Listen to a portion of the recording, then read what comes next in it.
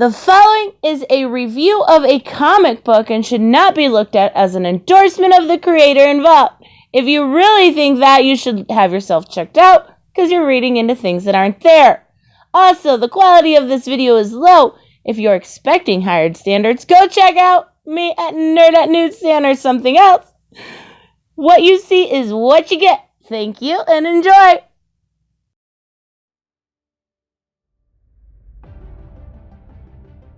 Hey guys, StarCraft here, and continuing where I left off with JLA the Nail and Alan Davis's work, I'm going to do a somewhat follow-up. I'll get into details on why that is. But yeah, Alan Davis and Mark Farmer team up again, although this time it's Mark Farmer doing the writing in this case, with Superboy's Legion, a two-parter that's not been collected at all. But yeah, it basically asks the big question of, what if instead of Superman in the present day inspiring the Legion in the future, what if baby Kal-El was stuck in stasis? Given the post-crisis with the birthing matrix, this makes it actually a bit more acceptable. But what if he was stuck in stasis and wasn't found until a little bit leading up into the 30th century? And thus, what if Superboy formed the Legion? What makes this work, though, is that it doesn't do what in other cases they would have it happen, like the Silver Age. Oh, he'd be found in the future, you wouldn't focus on the present day and all that, but no. In this case, it basically tells us, not only gives us an alternate history in general, it gives us a alternate take on JLA the Nail as well, because remember, in the other one, in JLA the Nail, Superman, baby Kal-El still crash landed on Earth. He just wasn't found by the Kents, but his ship was still found by Lex. In this case, there is no ship to be found. There is nothing that be found that could push things in the direction that it went in JLA the Nail. No Jimmy having Kryptonian DNA grafted on him, no Kryptonian blasters and all that. Nothing like that. So that actually is a big part of this as well. And again, I like that they think of those details, that they also take into how the present day would alter things in the future. So yeah, like I said, Mark Farmer wrote this, not Alan Davis. So the inker did the writing. But we open up with RJ Brande, the man who's known for financing the Legion. He and his assistant, Marla, even though it looks like a guy, I don't know. But yeah, they find Superman's Kal-El's birthing matrix, which still keeps them alive inside. Because basically, until it's triggered, he's not born yet. So he's been stuck in there that whole time. And this was in 2987. So about 14 years later, in 3001, we see a bustling metropolis. And well, it is Metropolis actually. As everyone's going about their day, all of a sudden someone zooms on by. It's Kal. Now he goes by Kal-El, of course, because RJ would have found from the databank that was his name. And basically, Kal was, or Superboy as he goes by, was raised well aware of his history, everything. But yeah, he's been raised in luxury, and he just came by to get ice cream. We see the SP, or the science police, are not happy at all. They take him back to his father, who is disappointed in him, mostly because the science police threatened to shut down Brande's company, paying millions out of work, losing so much jobs, everything, all because of Kal's actions. And Kal, well, look at that face on him. I mean, I know he's a 14-year-old, but wow. So yeah, Kal then just flies on out of there, and he's just trying to figure out what to do. Like I'm lost. Well, he realized he was lost, but eventually he finds a Green Lantern. Now, in this version, the core is still out there. It's just numbers have diminished due to Daxamite being destroyed in a Sinestro war. And this was well before Jeff Johns took over Green Lantern. But given how Daxam being destroyed, involved, I think Alan Davis either just made stuff up or he was loosely following Alan Moore's Blackest Night prophecy. But how did these things turned out? Well, I don't know. Didn't have a chance to ask that. But because finding out that things are not doing so well for the Lantern Corps, because they're so thin, Superboy then thinks, maybe there's someone else who could take up the charge. As we then focus on Cosmic Boy and Saturn Girl, who in this universe, it's just been these two. Lightning Lad is not involved. That's one of the cases where the alternate history is just done for the sake of convenience. But yeah, in this, those two get pretty dang close. Again, not really happened as far as I know in the original stuff. But for the sake of this, it's fine. But it does feel like for when they're usually so good at being able to pick out what led to what was the alternatives, this is the case where I don't get it. Maybe because I don't know as much about Legion lore, maybe there is a reason, but I don't know. Not that it's a bad thing, but yeah. All of a sudden a creature attacks this ship that they're on. It's a luxury space cruiser. But then with Superboy's help, they're able to dispel it, and Superboy says, hey, I like how you guys work. Maybe we should form a team. And that's when they start forming out the Legion, and it sells Superboy's Legion as opposed to the Legion of Superheroes. As we're introduced to Lois Olsen. Oh boy. As she's doing it on, we have the famous testing, like, show us what you can do, all that stuff. We're introduced to Sunboy and Colossus Lad, I believe. Yeah, Sunboy and Colossus Boy. And yeah, we see little hints of all the other Elemental Lad, Shrinking Violet, Bouncing Boy, although that's a little weird since he came about later on in the Legion, but whatever. Then we're introduced to Shadow Lads, which shows up in public. They mentioned about him being weak to magic. Uh-oh. But yeah, they formed the Legion.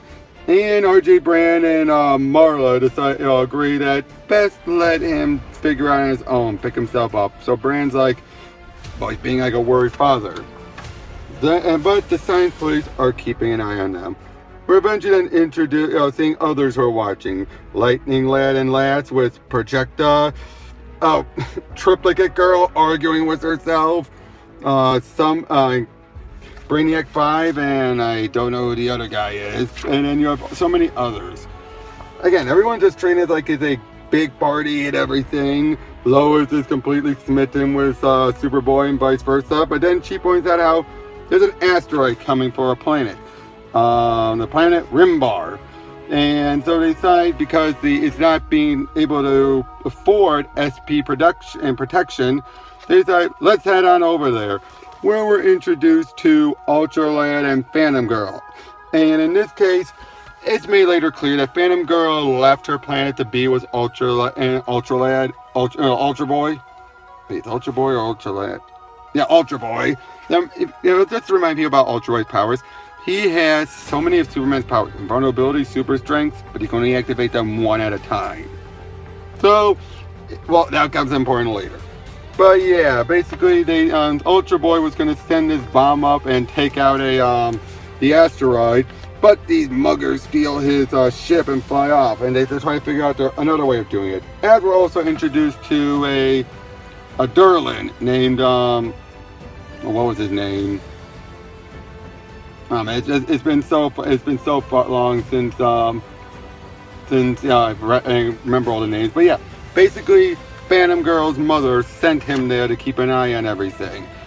The Legion and Superboy are talking about how they're going to do stuff, but then Brainiac 5 contacts them, reveals, yeah, smashing him with just the way your body mass isn't going to work. So we're brought into Starboy. Now, this is a version of Starboy well before we never even considered the whole notion of him being schizophrenic, mental issues. That's when Jeff Johns were introduced later. But with Superboy and with Starboy's help, able to increase Superboy's mass, allowing him to be able to fly over to the asteroid and destroy it. Ultra Boy comes out feeling like, what the hell, dude? I had this. They're arguing like, you just created a whole bunch of debris that's going to be just as worse. But with everyone's help, they're able to start fixing it all. They convince Ultra Boy, like, come on, just help us out. Fine, we'll continue this later. And yeah, they all start doing everything to save the day. A perfect first outing. As, again, the science police are still keeping an eye on them. And then Starboy just starts explaining everything, how Daxam, so many others planets that are not in SP protection territory have been wiped out, including his own people, and he's trying to protect those who are defenseless, and he feels the SP are behind it. All of a sudden then a portal opens as the Fatal Five come out, and well, let's put it this way, everyone gets their asses handed on royally. I mean, yeah, and then you even have Emerald Empress taunting Superboy, saying, yeah, you shouldn't have revealed your magical weakness on television where everyone could see it. Freaking Violet tries to help out, Colossus Boy tries to fight, but turns out they're here for Brainiac 5 because he's a Kaluan, of course. You have Colossus Boy still fighting off the big guy until then he is... Well, actually, no, before that, we then also have... before that, the big guy was Vladis, but I'm trying to remember who the other guy is, but he slices off Cosmic Boy's arm. Shit.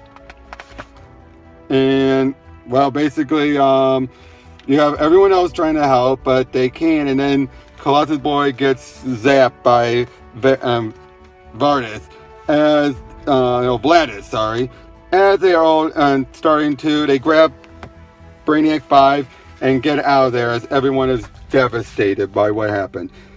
Cosmic Boy lost his arm and Colossus Boy is dead. And we find out then as they bring Brainiac 5 in, the Fatal 5 find out whoever's behind it has been manipulating the SP for a long time.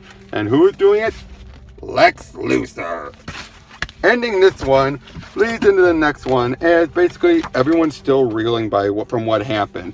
They're trying to figure out what to do, and everyone's mad, enraged. Superboy just feels completely upset, and then Ultra Boy gets in his face about it, basically telling him like, "Hey, and I was right. You're just a bored, rich little kid who just wanted to play superhero because, but it's gonna wimp out when things get too tough." And he starts wailing on him, but Phantom Girl convinces him to leave him be, and Superboy, and Reap. Oh, that's the guy's name. Reap is the guy's name. Reap goes along with. As we then find out that Lois has been telling RJ information about, it'll keep him up to date on Cal. But he still feels like the threat of the SP getting involved is still too much for him to get involved with. As we're now seeing Lex and the Fatal 5 try to hack into Brainiac 5, and we start to get a history of what happened.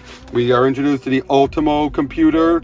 We are introduced to, the SP created it. They've been taken over. But if you go further back, you find out there was a Third World War, but even found even more, it wasn't a war, it was a massacre. As Lex Luthor manipulated events for the Justice League to take the metas to take the fall. And he would be victorious. Then we get Lightning Lad and Projecta, who would show up to help him out, and they help the Legion out, trying to calm everyone down. And Cal first revealing he's well aware of Lois's communication with his dad, but she's able to talk, and she and Starboy are able to talk sense to him, saying, "Do it not because you want revenge, not to impress your father. Do it because it's the right thing to do." And Superboy, he's ready. Cosmic Boy gets a new arm thanks to RJ, and then all the others are flying on ahead, trying to figure out what's going on. And at the same time, the SP are ready to are putting everyone into a state of martial law. Yeah, because Lex manipulating everything. They eventually make it to Kolu, which is triangular. First it's round, Bizarro is square, Kolu is triangular. That's a new one.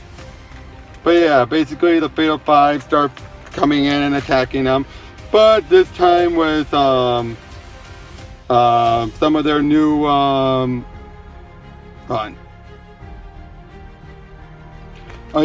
with some of their new allies, they're starting to do a little bit better. Then the SP, everything's being attacked. It looks like it's all blaming it on Bran. Everything seems to be going to hell, as Lex is trying to utilize Brainiac 5 as a means of manipulating and unlocking something. But then, what really started to turn things in the Legion's favor It's when it looks like Superboy flies in and smashes the Empress, the Emerald Empress's eye, when it was really projected, just distracting her, giving the illusion, putting her basically in a comatose state. Also, I really like how one of Emerald Empress's deceptions to make Ultra Boy look like he's being beat up by kid versions of the Legion. But with Emerald Empress taken care of, it disappears, and Phantom Girl and Ultra Boy are back together. But then it looks like everything's starting to get out of control at the SP, but the Saturn Girl is able to keep things under control as best they can. And but things start to go against the heroes as the Fatal Five start to pick things back up again. But then as the fight goes on, eventually leads to Superboy landing in the ship where Lex is, gets Brainiac 5 out of there, and then all of a sudden a real dog, Brainiac 1 basically, but it's a robotic form, is activated by Lex, using it to protect himself as he's stomping around. And then you have Throck has been upgraded by Lex.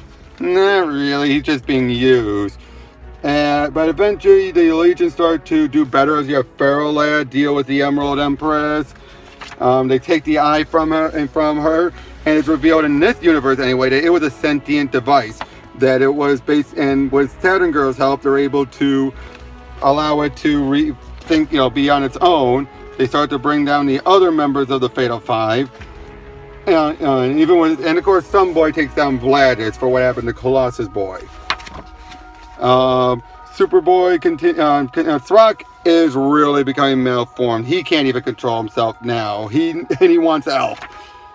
They eventually take him down as they then start. Superboy keeps on fighting with Lex in real docs until eventually, with help from Lightning Lad and Projecta and Brainiac 5, they're able to get inside and reveal the truth.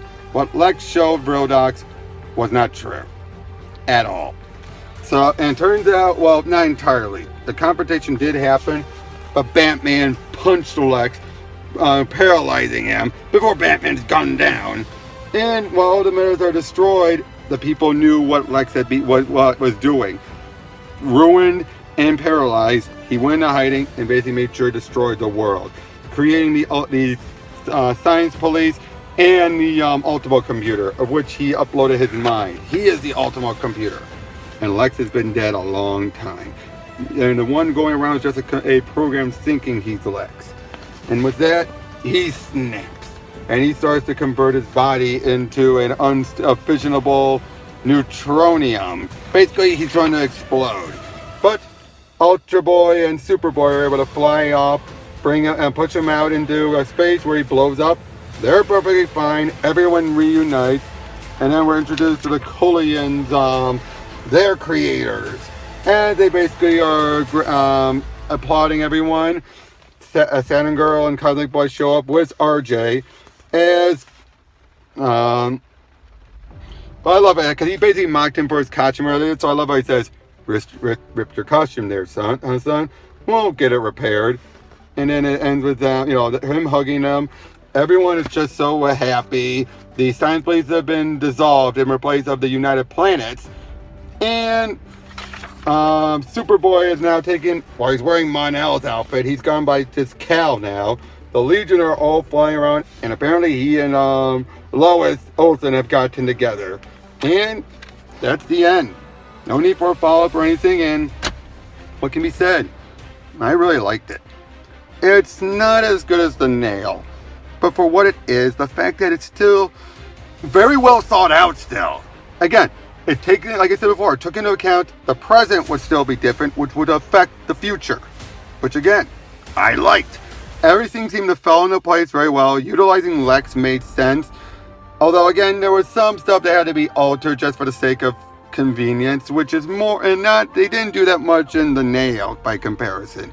And that one felt like everything really made sense. In this case, again, a lot of it just felt like for convenience, those things can fall into place, which some of those worlds do. But the fact that The Nail didn't have to do that said something. But Alan Davis' artwork is still great, and Mark Farmer, one of his few writing gigs, It was a serviceable job. Very well done.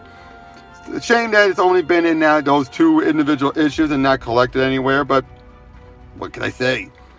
If you ever can get your hands on these, get them as well. They are perfect companions to the Nail and another Nail. Well, tomorrow I'll be going over Fantastic Four: The End, so that's going to be a fun one.